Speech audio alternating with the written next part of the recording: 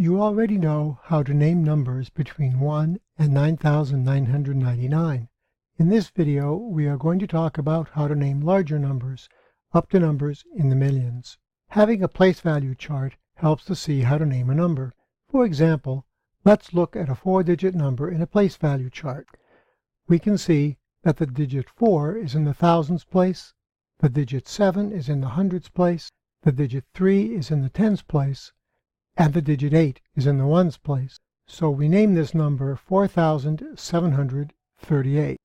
Now let's look at a place value chart that goes up to the hundred millions place.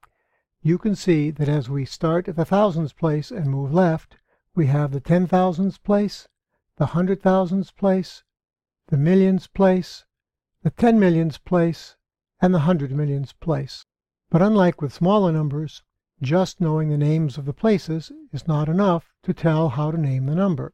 For example, if we look at this number in a place value chart, we can see the digit 3 in the 10,000s place. But when we name this number, we do not say 3 10,000s, 7,426. It may seem logical to do this, but that's not how larger numbers are named.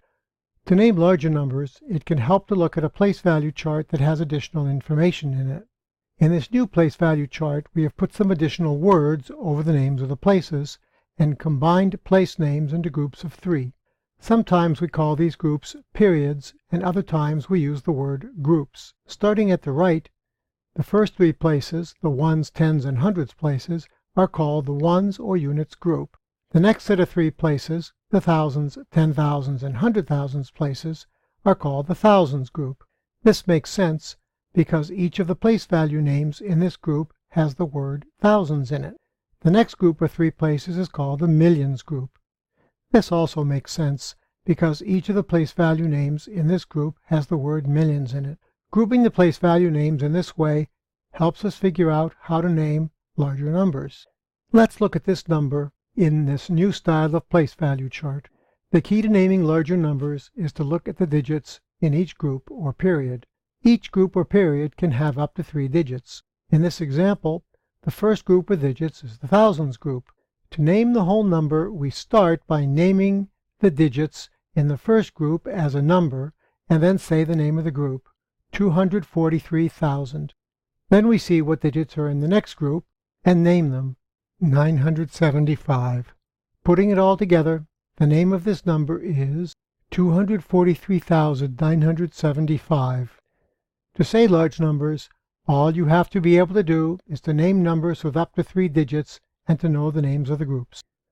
Let's do another example. In this case, the first group with digits is the thousands group, and the digits there are the number 52. So we say 52,000. Then we see what digits are in the next group and name them, 872. So the name of this number is 52,872. Now let's look at this 7-digit number. We have digits in the millions group, the thousand group, and the units group. We start by looking at the digit in the millions group. If we read the number in the millions group, that is just 8 million. If we read the number in the thousands group, that's 723,000. And we read the number in the ones group as 105. So we read this entire large number as 8,723,105. Let's put commas in the number in the place value chart where they belong, after the millions place and after the thousands place. Notice that when we write the number in words, the commas go in exactly the same spots. Let's do one last example. This number has a lot of zeros in it, but if we follow the method we have talked about in this video, it is not a difficult number to say.